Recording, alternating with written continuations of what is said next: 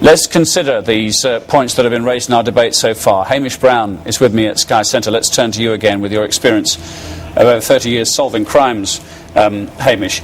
We still are coming back to this cause and effect, aren't we? Deborah and Aridin seem to be saying anything goes. It doesn't. You haven't proved the case that just because it's out there, just because I might look at it, I will turn into a criminal. Well, I say the anecdotal evidence is, with respect to it does show it does. But we're not looking at material which maybe has become acceptable to the general public, but what we're looking at is this top level stuff, brutality. Yeah, but you're a private individual. I'm a private individual. Why shouldn't I look at it? That seems to be Deborah's argument. Well, one of the points of having law and having legislation, oddly enough, is to protect people from themselves, not wanting the nanny state. But there are the vulnerable. There are those who might be just turned by seeing this. Can I put that to Deborah? Deborah, you need protecting from yourself. Not at all. And also, one of the things that we have to look at is, although your guests tonight have said this is about very extreme kinds of pornography, that's not actually true.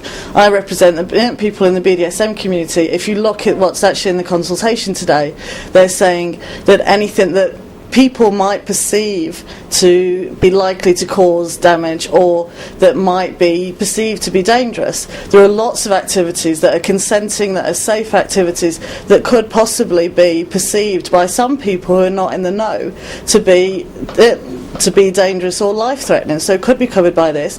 This is an extension of laws which mean that the police can come in, they can check what's on your computer, they can demand that companies give over your credit card details. There are lots of people, and experience has shown within the police. And you don't accept that might be a sacrifice that you should be forced by law to give up your freedom to look at this stuff and to promulgate this stuff in order to protect the rest of society?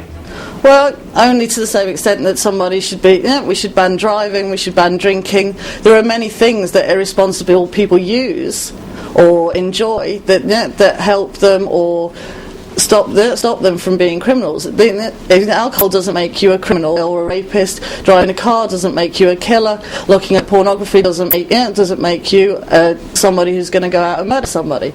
We can't all give up all of our rights because a few people might have criminal inclinations. Well, you've got some support from Alan, just emailing us. Alan Worsley says, and let me just put this point to Hamish as we wrap this up. I played with guns as a kid, toy guns as a kid, says Alan. I didn't grow up as a bank robber.